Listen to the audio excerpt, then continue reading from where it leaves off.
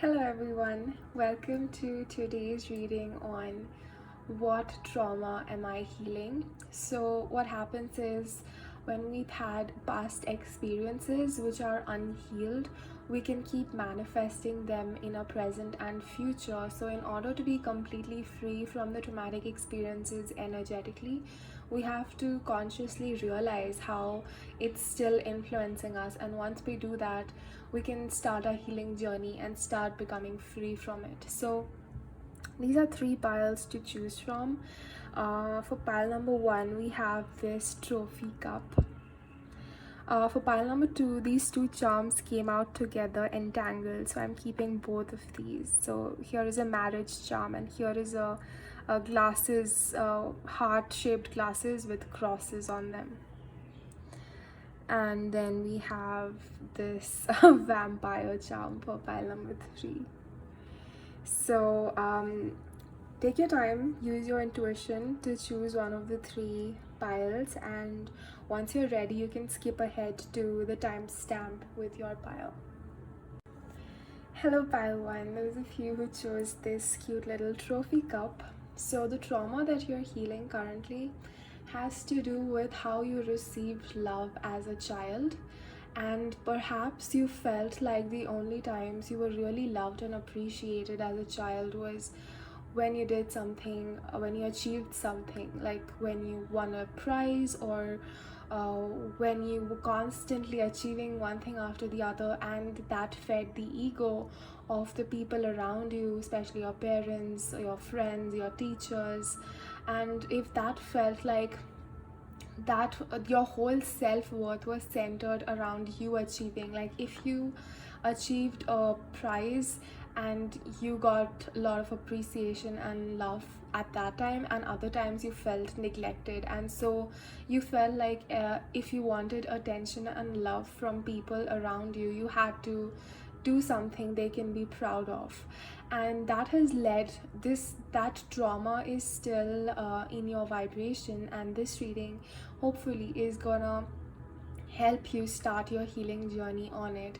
Like, how you can do that is every time you do something, just take a moment to understand why you are doing it. Are you doing it to get validation from people around you, to get love from people around you?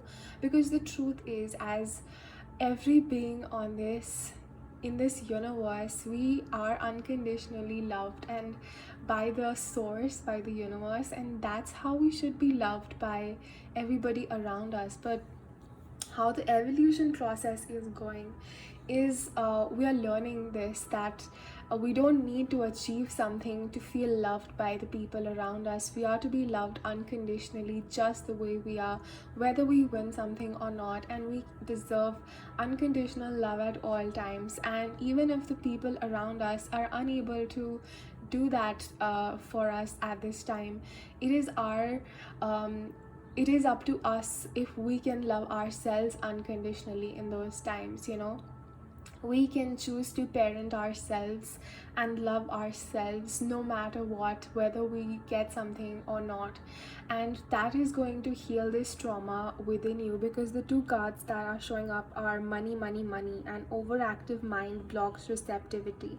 So you know how if we are always in a state of overactiveness, like always trying to get one thing after the other, like publishing papers one after the other, looking for jobs to do one after the other, doing multiple things, and not to have fun but to achieve, but to win, but to gain money more and more and more, like that sort of mental dialogue comes from a traumatic experience that you have been conditioned to have in this lifetime. And there's nobody to blame in this, because the people who gave you this trauma were traumatized themselves.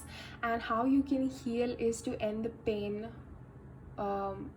like end the pain with you. Do not continue this, do not project this trauma onto the next generations or the people around you, or even yourself from now on.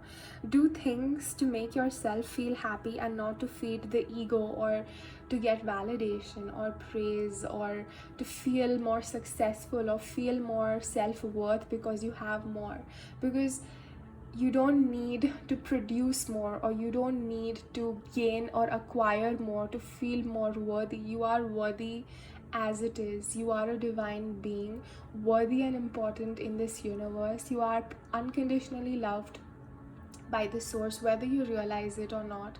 We are all loved unconditionally, and once you start consciously unconditionally love yourself, no matter whether other people are able to do that for you, you will start to heal this trauma within you. So I hope that helped, pile number one, and if this resonated, please do let me know in the comments, and I'll see you guys later. Welcome, pile number two. Those of you who chose the charm of marriage and the goggles with the crosses on it, I call it the emotionally unavailable glasses. So what this is saying very clearly, the trauma that you're healing is, as a child, also, like this also has to do with the childhood. So as a child, you saw the people in your life being very emotionally unhappy, and you probably saw that they would be so intolerant. Like, in this card, it says, inspire, not force ideas onto others. And here the mother is saying to or the teacher is saying to the child, go do your homework right now. I don't care how you're feeling. And the higher self of that woman is saying, as long as you're forcing and controlling others, there will be people in your life doing the same to you. So basically what this card is saying is that as a child growing up, you saw a lot of conflict in your family and your people around you, and you saw relationships as burdensome. Like, they just force and upon your free will, and they are controlling, and they try to manipulate you emotionally, and they themselves, the two people living together, are unhappy. They just force their ideas onto each other, not really ever understanding their other's perspective, or coming to a healthy common ground, like integrating it. So that has probably subconsciously programmed your psyche to feel that that is the format of relationships. But the truth is that, and because of this, perhaps you have attracted people, because this is a subconscious programming in your psyche.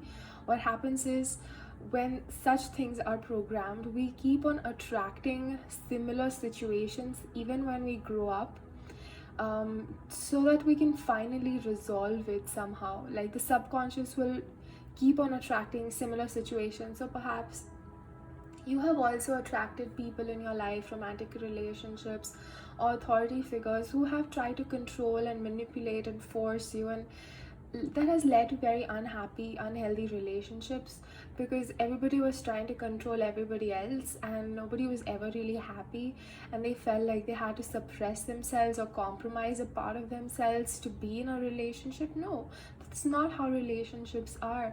Relationships are meant to, like, a healthy relationship is one where you are allowed your full free expression of self. You are your truest self, and the other person enhances that and doesn't compromise that.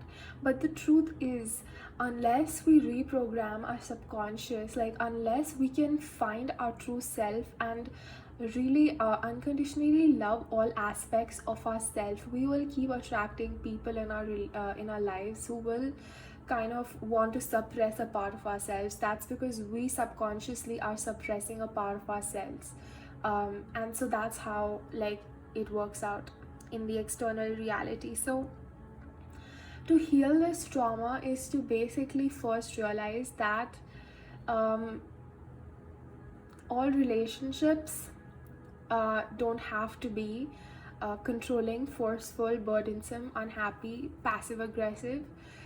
They can be healthy and loving and nurturing.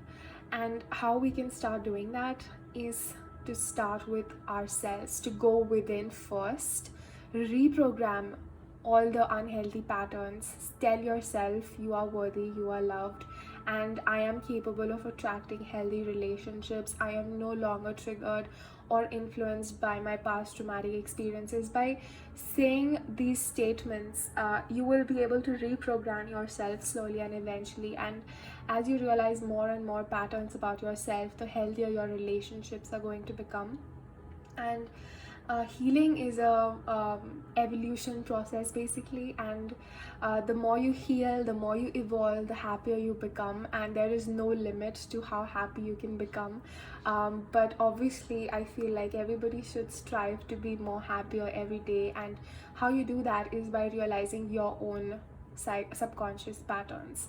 So I felt I was rambling a little in pile number 2, but I hope this gave you a little bit of clarity and on how you can heal the past traumatic experiences. So if this reading resonated, please give it a like, and also tell me in the comments how it resonated with you, and I'll see you guys later. Welcome pile 3, those of you who chose this vampire charm.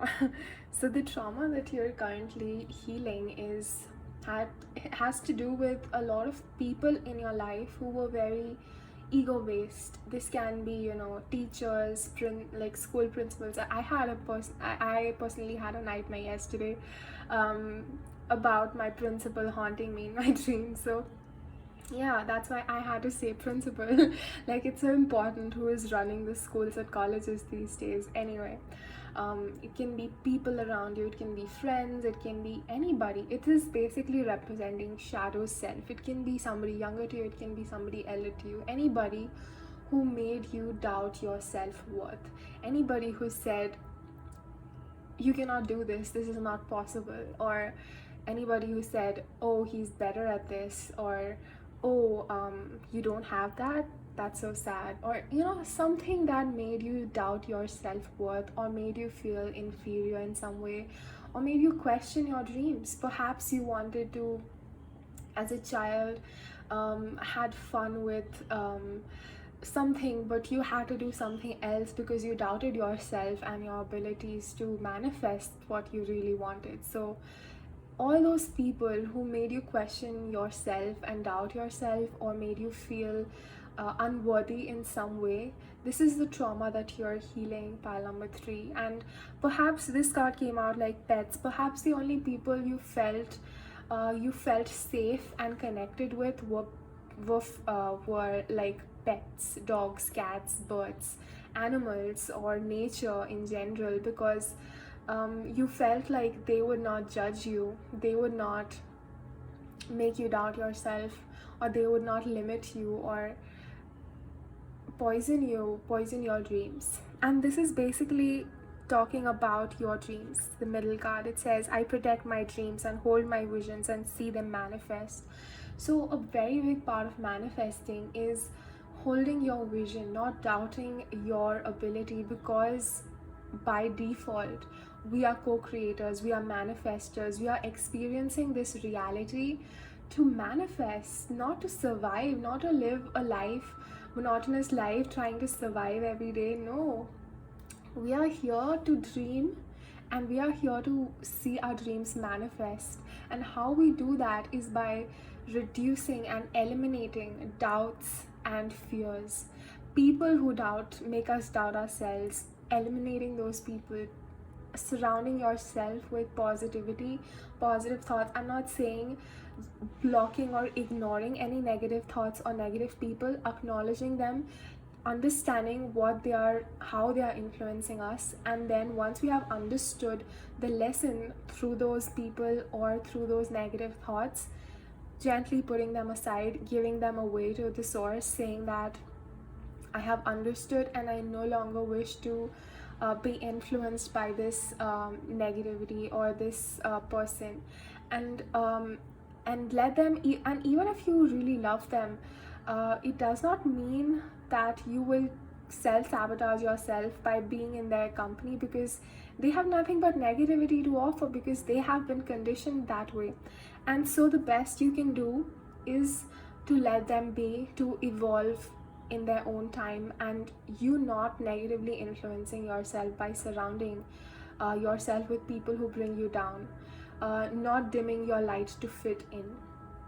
dreaming big, surrounding yourself with people who can support you to dream big, and then watching your dreams manifest. Like, we are all manifestors, and this is why we are here on this, in this universe, to experience, to watch the reality manifest in the 3D. Like, that's the fun.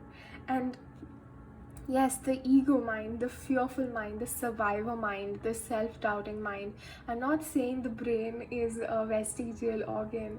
Brain is very beneficial if it is used in alignment with the soul. What mostly is happening right now is the brain is used to limit the inspirations that are coming out of the soul. The brain says, no, you can't do this, you have to do this, otherwise people will laugh at you, or how are you going to take care of your survival needs? But the truth is, like, your soul has everything already in place. Like, if you follow your dreams, your survival needs are by default met, because you are meant to experience it and you're meant to receive energy through it. And everything is well balanced. Like, in a healthy ecosystem, it's everything is a cycle. You feed one thing, the other thing feeds you. It's a beautiful cycle, but it's the problem happens when we use that brain to as a tool for fear. Like, when the fear comes in, and when the doubts come in, and when the people start questioning you, and you start questioning yourself, that's when the cycle becomes imbalanced, and that's when we start suffering emotionally, and eventually that leads to diseases. Because when we are blocking any part of ourselves so continuously, every day, that manifests as a physical disease. It can be carpal tunnel. Like, if you're working in an office where you're not fulfilled emotionally and you're still forcing your body to do it, like small diseases like carpal tunnel or anxiety or thyroidism, all those the diseases, the base root of every disease is some mental trauma or fear or self-doubt that is blocking one's self-expression. If you are truly living your best life, you are going to be disease-free. And I think I've already gone on a rant with this, but how you can heal this trauma, pile 3, is um, by having understanding your ego and using it in alignment with your dreams, not against your dreams. And that's how I feel, pile 3, you're gonna go ahead from here. So I hope that gave you a little clarity and healing, and if this resonated with you, please let me know in the comments, and I'll see you guys later.